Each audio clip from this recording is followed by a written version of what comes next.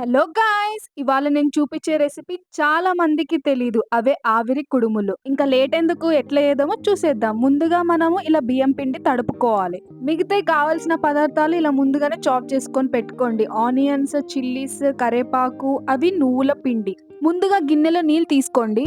Holes ఉన్న plate అయితే use చేయాలి.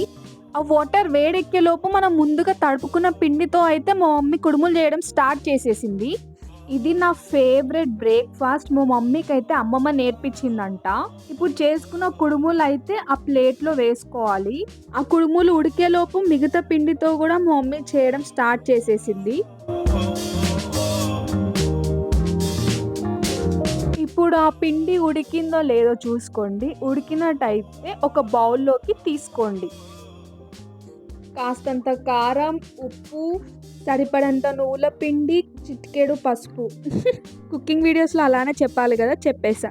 సో, ఇప్పుడైతే మిక్స్ చేసేసుకోండి. నాకు చూస్తేనే నోరు ఊరిపోతుంది. మీరు కూడా తప్పకుండా ట్రై చేయండి. ఇప్పుడు స్టవ్ ఆన్ చేసుకోండి. ఒక బౌల్ పెట్టుకొని మీకు సరిపడంత ఆయిల్ అయితే పోసుకోండి.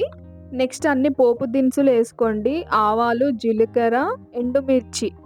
అవి వేగాక ముందుగానే కట్ చేసుకొని పెట్టుకున్న పచ్చిమిర్చి, ఆనియన్స్ అండ్ కరేపాకు వేసుకోండి. మళ్ళీ కాస్త టేస్ట్ కోసం ఉప్పు, పసుపు అయితే వేసుకొని ఇప్పుడు ఫ్రై చేసేయండి. అవి ఫ్రై అయిన తర్వాత మనం ముందుగా కలుపుకున్న కుడుములు అయితే వేసేసుకోవాలి. ఇది చాలా హెల్తీ బ్రేక్‌ఫాస్ట్ కూడా.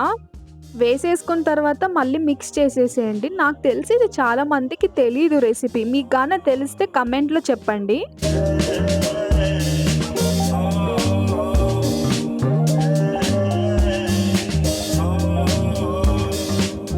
సో, మొత్తం రెడీ అయితే అయిపోయింది. ప్లేట్‌లో అయితే పెట్టేస్తుంది మా మమ్మీ. ఇప్పుడు టేస్ట్ చేసి చెప్తది మా మమ్మీ ఎట్లుందో.